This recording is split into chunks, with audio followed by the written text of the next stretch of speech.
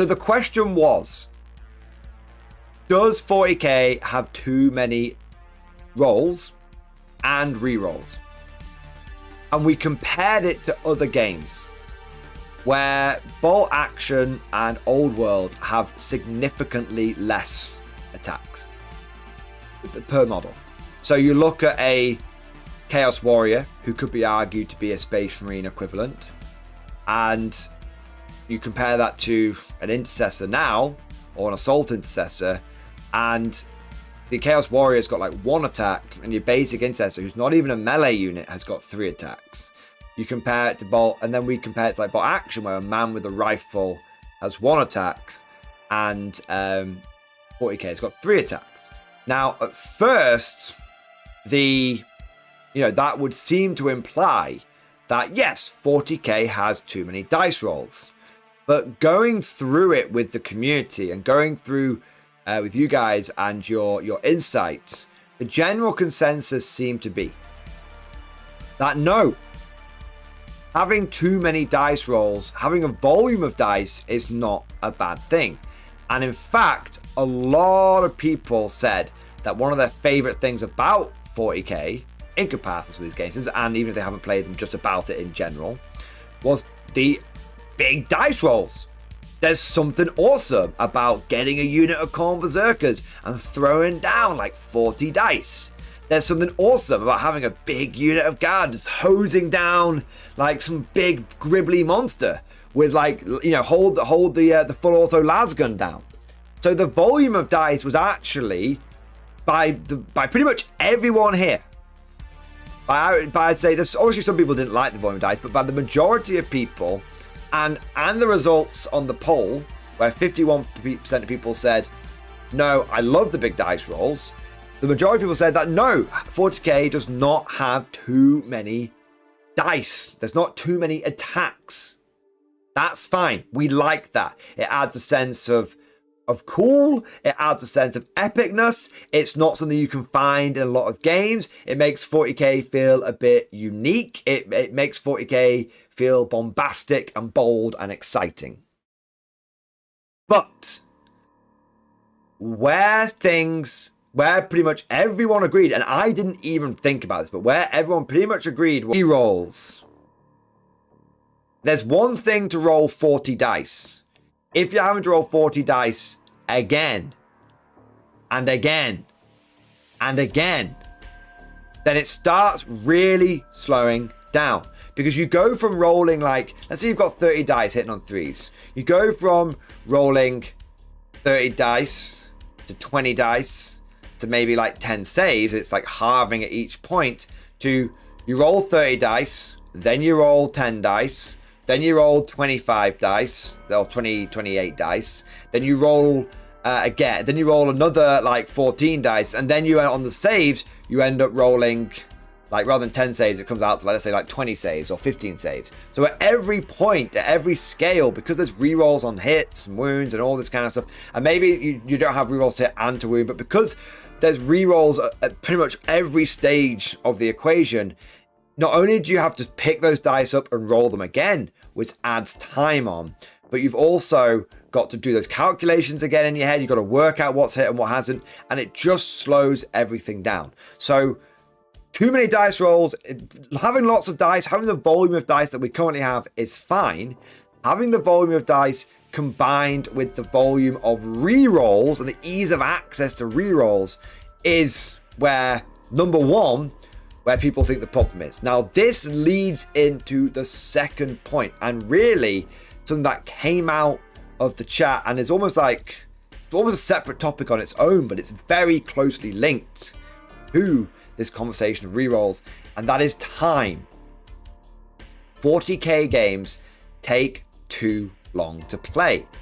When you are playing casually with your friends, you need to set aside the whole sometimes you set aside the whole, especially if you're going to set up in the morning and then you're going to play in the afternoon, then get dinner, then finish the game off.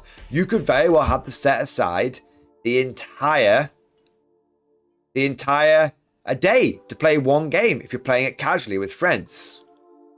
And if you're playing at a tournament, you have got 3 hours to play your game, and that's not enough time. Because how many, I mean, it's very, very common to do a tournament and to have 3 hours and to have to talk out the last turn. How many tournament reports have you guys heard me do where I've played really fucking fast as I possibly can do, and yet we've had to call it turn 3. Last tournament report, we had to stop turn 3 because it was just one of those games that it was just 40k. It just we didn't get past turn 3, and we had 3 hours. So the game is definitely taking too long to play. Now we talked about rerolls and how the volume is fine. The rerolls are what's causing the issue, and the issue is the game taking too long to play. Another factor, thank you to Steve Reisman for reminding me about this, is the unit weapon diversity. Because of all the free war gear now, you rarely encounter a unit that is just 10 guys with bolters, 10 guys with lasguns. Everyone is taking, 2 plasma guns, 2 melter guns, 2 power fists, 2 plasma pistols, Wazia, Wuzia, Fugazi. Everyone is taking lots of different equipment. So you have to roll those individually. And again, this is where games like, comparing it to Bolt Action and Old World, and I imagine Age of Sigmar, although I have to admit I am talking from a point of ignorance here, where in those, Bolt Action, because there is no strength, there's just, you just roll to wound based on the enemy's toughness. So for those that don't know, in Bolt Action, it's fixed to wound values. So you're always wounded experience infantry on a 3+, you always wound regular infantry on a 4+, you always wound veterans on a 5+. Because of that, you can often, especially in 3rd edition, where range is not a modifier anymore, this is one of the best things that speeds the game up, you can often roll all your dice in one go.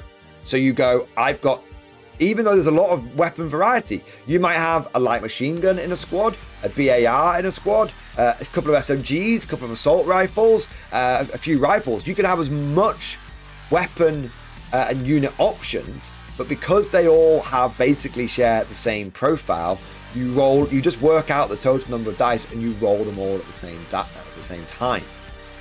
The only thing you have to work out is which ones are in range and which ones aren't.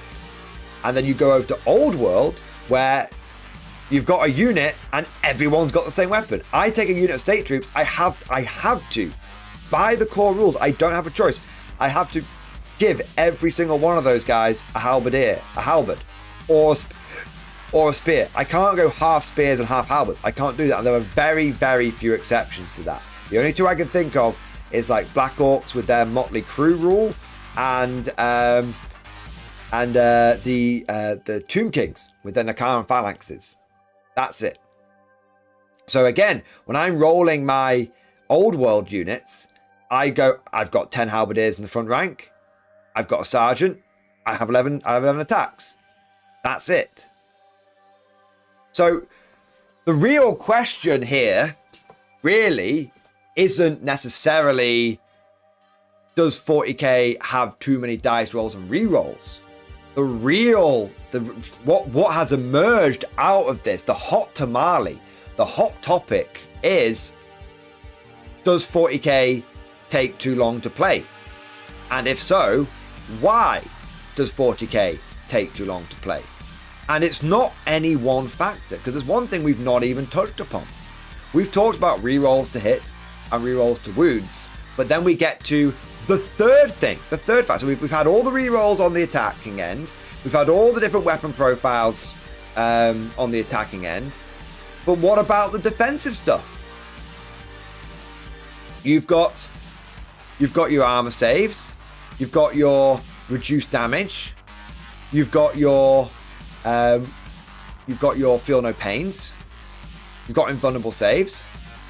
Like, there's nothing wrong with a unit being durable, and GW having lots of levers to pull on the durability does help them balance out some of the lethality, but there's levers being pulled everywhere. if a unit, and criticism where it's due, this is one of my few criticisms of Old World. One of the things that I think slows the game down. It doesn't come up a lot, but when it does come up, it really slows the game down. You've got an armor save, a ward save, and a regen. Well, in 40k, you don't even have all three. You pick your armor or your ward, and then you've got you feel no pain. But with 40k, you have units which will be on a 2+ save, and then they'll have -1 to wound, and then they'll have the benefit of cover, and then they will have the armor of contempt, and then you have the feel no pain. So you roll all of your dice, you get the end result, and you struggle because they've got so many defensive layers. You have to keep pouring more and more dice into them, and you have to use every single unit and every single weapon, from the lowliest las pistol to the mightiest battle cannon, just to grind through one unit of Terminators. That's what I just described. I just described unit of Terminators. You've got -1 to wound on multiple Terminator or Terminator equivalent units. You've got feel no pains. You've got invulnerable saves. You've got cover. You've got armor of contempt. That's one unit of Terminator equivalents. That's how many layers you can stack on. Now, you might think that if you're just got a really good armor save, then it cuts down the feel no pains. But ironically, it doesn't. Ironically, it still extends the game, because you have to, like I said, you feel this pressure. As we said before, an assault unit with a bunch of bolt pistols isn't really going to do much, but because there can be so much durability in the game, you feel like you have to throw everything in the kitchen sink in, because otherwise you're going to miss out on potentially some very important cumulative chip damage. So defense, because units are so defensive, you almost, it takes the game. It takes you longer to grind through them, because you feel like you have to use everything at your disposal to do so. Now, one other thing that we need to throw in here, another factor, the fourth factor, it's not to do with offensive profiles, it's not to do with defensive profiles, it's to do, one other thing that we that came up was the size of the board. Now, a lot of people are gonna moan and groan at me saying this, all right? Moan and groan and say about this, but going from a 6x4 down to a smaller board size, for whatever reason, GW decided, sell these. They were the only ones with this mat out at the time, this size. Torrent organizer wanted to sell more tickets. For whatever reason, going down to a smaller board size, ironically, made the game take longer. You would think smaller board size equals quicker games, because everything's happy, you're just getting into the fight quicker. But the problem with smaller board sizes is it means from turn 1, you are fighting. From turn 1, you're in range. From turn 1, you're charging and you're in combat. If you have a bigger board where, let's say, it takes you a turn or two to get into combat, then for that first turn or two, if you're an assault army, all you're doing is moving. You're not moving, shooting and charging. All you're doing is moving up. You're moving up behind a piece of terrain. You're just getting into your staging. If you are able to get a turn 1 charge, though, what are you going to do? You're going to move. You're going to roll your advance roll. You're going to shoot your weapons to soften the enemy up. Then you're going to roll your charge. Then you're going to use some stratagem that benefits you in the charge phase. Then you're going to do your combats. And then you're going to get all your attacks with your rerolls involved. And so straight away, it's like turn 1 has taken an hour. Battle round 1 has taken an hour. Because it's fucking on. We've not had a couple of turns to stage and then go in. We're going. And this is, again, referring to another example, comparing 40k to another game. Old World, the first 2 turns in Old World, often in a tournament, will take 10 minutes apiece. Like 10 minutes per player, max. Maybe, sometimes even 10 minutes for the first round, 10 minutes the second round. Because the first turn, you move up. Second turn, you move up. Third turn, you start getting the charges off. Sometimes, with armies like Bretonnians, you get the charges off turn 2. But there's no turn 1 charges going around. So, your first turn, and because there's negligible shooting in that game, by and large, there are always exceptions that prove the rule.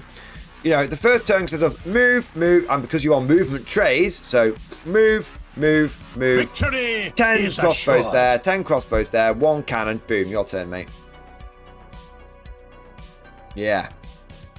So, it's the smaller board size means that from the get-go, everyone is rolling all of the dice all of the time. And so this slows the game down. So 40k doesn't necessarily have too many raw dice rolls. A lot of people actually like that about 40k, but it's the volume of dice combined with all of these other factors. The rerolls, the size of the game, the defensive profiles, the pressure to use everything you've got all of the time. This is what, even though in many ways 40k has become smaller in terms of board size, and some could argue smaller in terms of army size. They were big, you know, you could argue that 8th edition, 9th edition armies felt a bit bigger than 10th edition armies.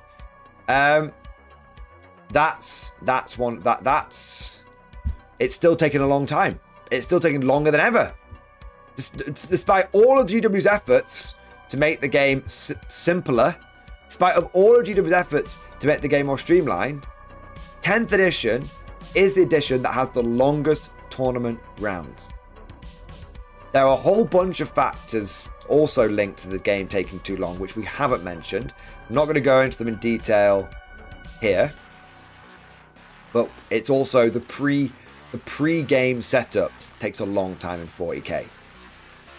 For most other games, it's just put your models down and get going. In 40k, you've got to mark out deployment zones because they're all funny shapes now. You've got to pre-measure all the terrain to make it equals pequals, which is good for balance. I'm not lambasting any of this. And you've got to place all the objectives and blah blah blah. But, you know, there's for other games you don't often have that rigmarole. Now, ironically, we've talked about some of the things that make, you know, all these things that makes the game take longer. There is another part, you know, an honorable mention that is worth going into a bit of detail here. Is another part that we discussed whilst we were pulling all of this together. And I want to say a big thank you to Al Coffin, not only for your support, thank you for the 30 bits, mate, but also thank you for reminding me to mention this. Al Coffin, reminder to also talk about all the things that are made to fix dice or dice rolls. Specifically, miracle dice, fate dice, pain tokens, Votan grudges, 1,000 Suns, removing armor saves, getting dev wounds on everything, devastating wounds, lethal hits, mortal wounds. A lot of the time we have the problem of dice rolls not mattering. That's a great point. That's a really, really great point. So one of the other problems, and this is not necessarily, again, we're sort of going into another area now, but we're on the topic of dice rolls, so it makes sense to sort of throw it in here, is there are a whole bunch of other mechanics in 40k that try and basically take out the risk from the dice game. And so, for example, you have miracle dice and fate dice, where you don't even roll the dice. You just place what dice you want into the game. And that can make that every time we've seen this, it has made factions too lethal. We've seen it with Eldar, we've seen it with Sisters. And then when you've got, like, you know, your pain tokens, your Votan grudge tokens, and all these other things like devastating wounds, lethal hits, and mortal wounds, this serves to take the agency out of the dice rolls. So what's really ironic about this whole thing is that 40k has huge amount of dice rolls, huge amount of rerolls, and all of this stuff. And all of it is aimed towards basically taking out the randomness which is the point of playing a dice game. You might, if you don't want there to be an element of risk, if you don't want there to be an element of randomness, go and play the old board game Diplomacy. Shout out for my Diplomacy bros out there. Go and play the old board game Diplomacy. It was like Risk, but there were no dice rolls. It was all about, well, I won't get into that game, but the point is that all of these mechanics are put in place, they guarantee the result, and you roll all of these dice and all of these things happen, and it's almost in some ways taking away from the excitement. Because how many times have you played a tournament where, or you played a game where you're like, oh, my tank might survive this, and then your opponent goes, well, I've put a Oath of Moment on it, so I've got 4 rerolls, and you're like, oh yeah, you'll probably get it. And it's just a matter of going through the formality of removing your vehicle, of removing a unit. Now, why? The big question is, so, well, firstly, if we acknowledge that there are too many rerolls, and if we acknowledge that there are too many defensive profiles, and if we acknowledge that there are too many mechanics that almost remove dice rolling, the randomness and dice rolling from the game, the big question is, why has all of this stuff come in? I think, and this is my hypothesis, and I mentioned this earlier in the stream, but I think it comes down to GW trying to address what is one of the big negative, what some people have as a negative experience when rolling dice, which is whiffing. A lot of people, if they roll badly, are like, God damn it. Like, I lost that game. I shouldn't have lost that game, but I lost that because I had bad dice. How many times have we heard that week in, week out, edition in, edition out? So all of these rerolls are basically there, and all these mechanics are basically there to take away the randomness, so people's feelings aren't hurt. People don't have one of those games where all the dice just bottom out and they can't do anything about it. All of these things are there to try and make it so you get the result that you want. You get the hits that you want. You get the wounds that you want. You get the saves that you want. But the end result is that it's slowing the game down, and it's taking an element of risk and nervous excitement out of the game. And yes, it does. And yes, it does make things a bit smoother.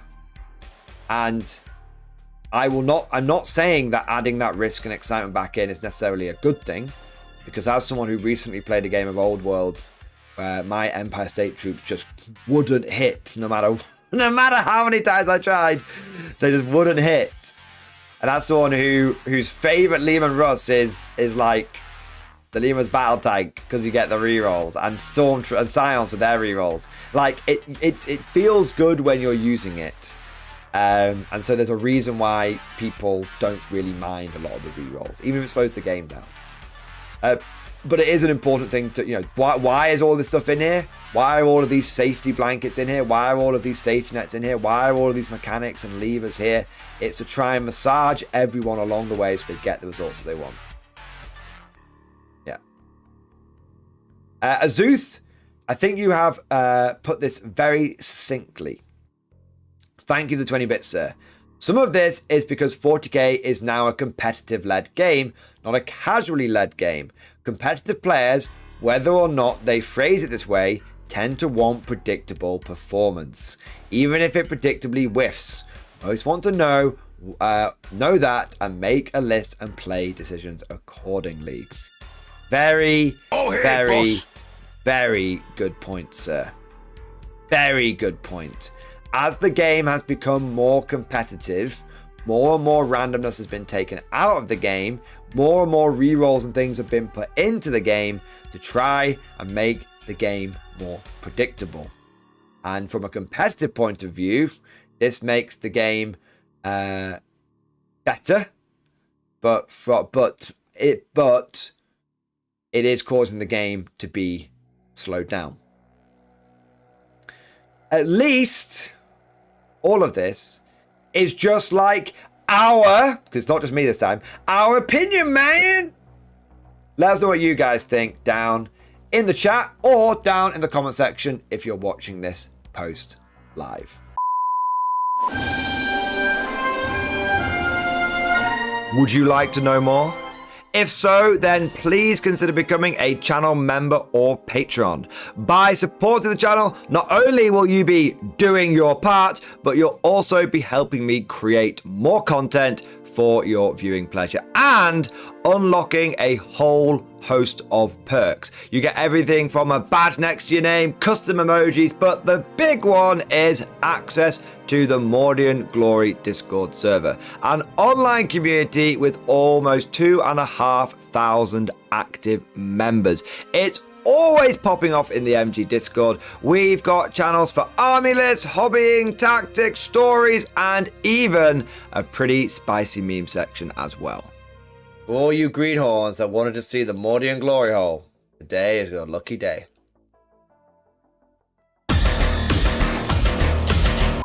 And joking aside, I do want to say a massive thank you to all of the current channel members and patrons. You guys are amazing. Truly the lifeblood of the channel. I could not do Mordian Glory full-time without the incredible and generous support of my members. So thank you guys so much. And last but certainly not least, I want to say a personal thank you to all of my top tier Patreons. These are the War Masters, the people who have truly gone above and beyond the call of duty. So a heartfelt thank you to Alex Dengal, Bon Vert, Lord Pryor, Mark Panconi, RJ Scorpion, Swordfish Trombone, Try Again Bragg, John Stubbs, Nick Walsh, Diesel Fox, and August Barney. Seriously guys, thank you from the bottom of my heart. Your support is incredible and it makes a huge difference. Thank you so much. That's all for now. Hope you've all enjoyed today's video, and of course, as always, see you guys next time.